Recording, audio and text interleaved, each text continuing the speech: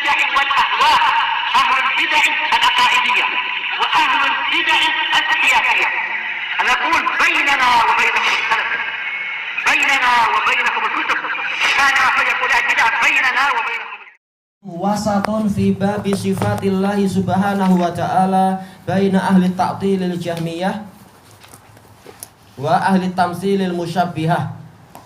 Maka ahlu sunnah wa jamaah itu pertengahan di dalam bab sifat-sifat Allah subhanahu wa ta'ala. Di antara apa? Ahlu ta'til, yaitu kelompok yang mengosongkan sifat-sifat Allah, sifat-sifatnya, nama-namanya dan yang semacam itu, setengahnya atau sebagiannya dan sebagainya, dari kalangan Jahmiyah.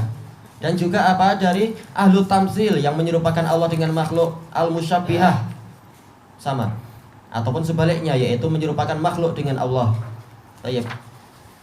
Qala rahimahullahu ta'ala fi syarah qauluhu fahum wasatun fi babi sifatillah ay ahlu sunnah wasata ay adlun khiyar mu'tadilun, yaitu mereka adalah yang adil, yang pertengahan, yang setimbang dan terbaik di antara bainat tarafaini al-munharifain, di antara dua ujung yang menyeleweng. Fahum mu'tadiluna fi babi tauhidillah, maka mereka itu bersikap pertengahan, seimbang di dalam tauhidullah. Apa itu? Yasifunahu subhanahu bima wasafa bihi nafsah. Mereka mensifati Allah subhanahu wa ta'ala dengan apa yang dia sifatkan untuk dirinya sendiri. Ini adil tidak? Ini adil. Bukan yang namanya adil adalah kita enggak menerima berita dari Allah, sementara kita kasih Allah nama sendiri sesuka kita. Ini enggak adil namanya. Kita saja kalau dikasih nama oleh orang lain tanpa kita ridhoi, kita enggak rela. Ini Allah yang menamakan diri sendiri, mereka tolak dengan alasan oh ini tidak sesuai dengan ketentuan filsafat. Filsafat itu siapa? Dan Allah Ta'ala sudah ada sejak dulu, filsafat baru datang belakangan. Kemudian mereka yang menamai Allah dengan beberapa nama khusus. Tayyib.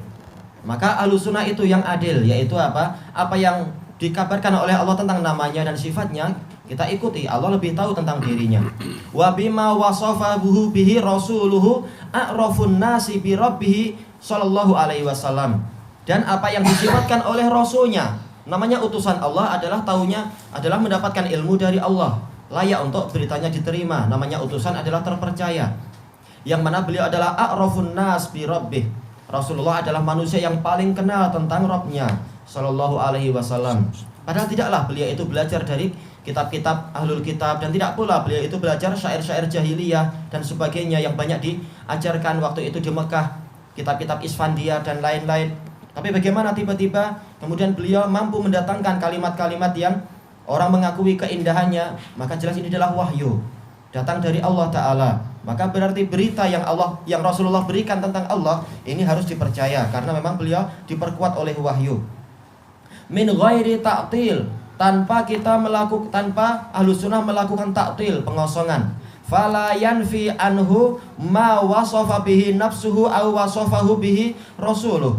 Maka tidaklah mereka meniadakan dari Allah apa yang telah Allah sifatkan untuk dirinya sendiri dan apa yang telah disifatkan oleh rasulnya. Tidak seperti apa? Ketidakadilan orang-orang sufiyah. Mereka banyak menolak apa nama-nama Allah dan juga menolak banyak sifat-sifat Allah.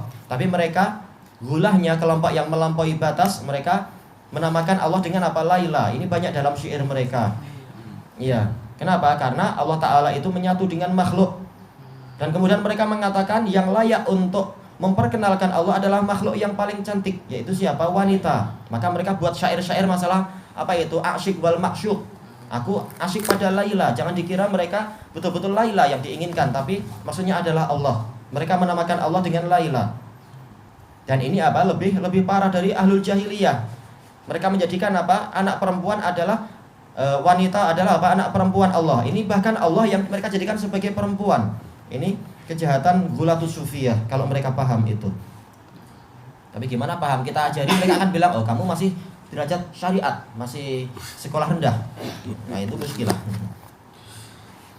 Tayyib qal wala tasbih, dan tidak melakukan tasbih, berlebihan dalam menyerupakan, sehingga apa? Menyerupakan Allah dengan makhluk atau menyerupakan makhluk dengan Allah. Fala yuqalu lahu sam'un ka asma'ina, maka tidak boleh kita katakan Lahu sam'un ka asma'ina, Allah punya pendengaran seperti pendengaran kita. Enggak, tapi apa? Lebih baik dan lebih sempurna, dan memang sempurna. Adapun punya kita tidak sempurna.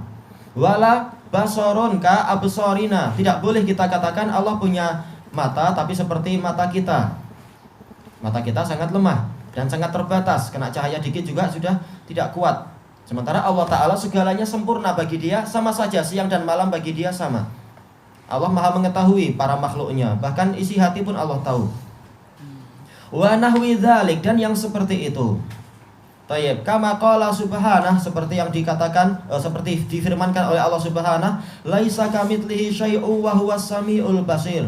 Tiada sesuatu pun yang semisal dengan dia, dan dia itu adalah maha mendengar lagi maha melihat. Fa qaulu laisa kamitslihi syai' raddun al musyabbihah. Maka firman Allah, tiada sesuatu pun yang setara dengan Allah, ini adalah bantahan kepada kelompok yang menyerupakan Allah dengan makhluk atau makhluk dengan Allah. Wa qauluhu wa huwas samiul basir raddun 'alal mu'attilah. Firman Allah, dan dia itu maha mendengar lagi maha melihat, maka ini adalah bantahan kepada mu'attilah.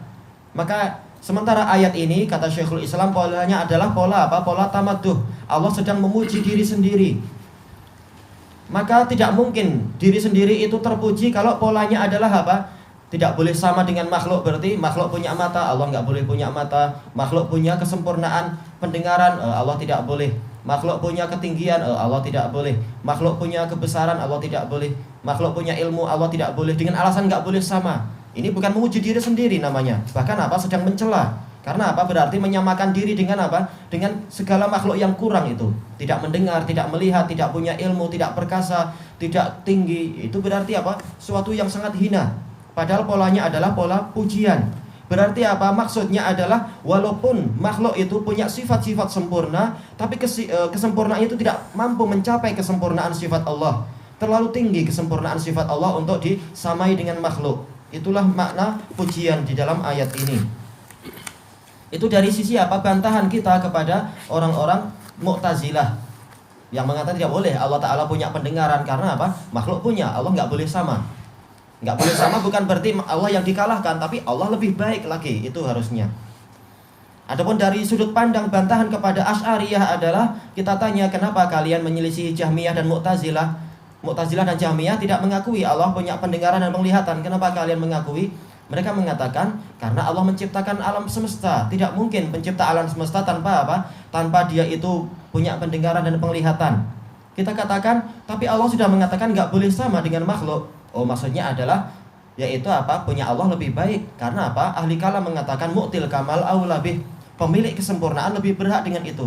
Kita katakan sebagaimana pendengaran dan penglihatan tidak sama, maka demikian pula seluruh sifat yang lain yang Allah Ta'ala beritakan. Kenapa engkau terima berita Allah tentang apa? Pendengaran dan penglihatan, tapi berita Allah tentang ketinggian, keindahan, keperkasaan dan sebagainya engkau tidak mengakui? Padahal semuanya datang dari Allah. Kenapa engkau mengakui ini dan tidak mengakui itu? Ini sama saja dengan apa? Beriman pada sebagian ayat dan mengingkari sebagian ayat. Padahal semua ayat membicarakan tentang padahal semua sifat tadi adalah apa? Datang dari ayat-ayat Allah Ta'ala.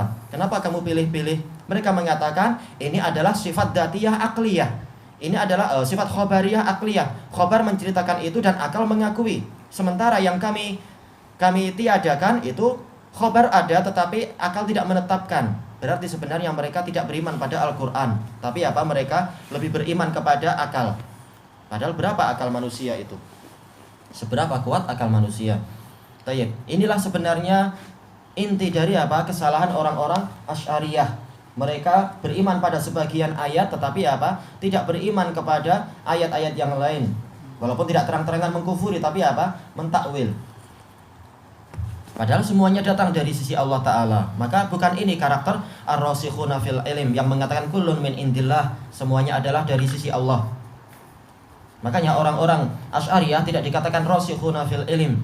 Makanya kalau ada sebagian ikhwan kita yang muncul fanatisme aneh, sudah belajar jumpa Syekh Yahya dan lain-lain, mengatakan enggak layak kita menghina para ulama-ulama kita, ulama Melayu, Semenanjung Melayu. Mereka ilmunya banyak. Na'udzubillah. Bagaimana Ahlus Sunnah sudah belajar sunnah kemudian memuji-muji ulama-ulama Asy'ariyah? Ini tidak layak seperti itu. Mereka bukan rasikhuna fil ilm. Mereka adalah pengagung akal yang justru setiap kali di debat secara akal mereka kalah juga. Tayyib. Ilahuna wallahu a'lam. Sedikit aja.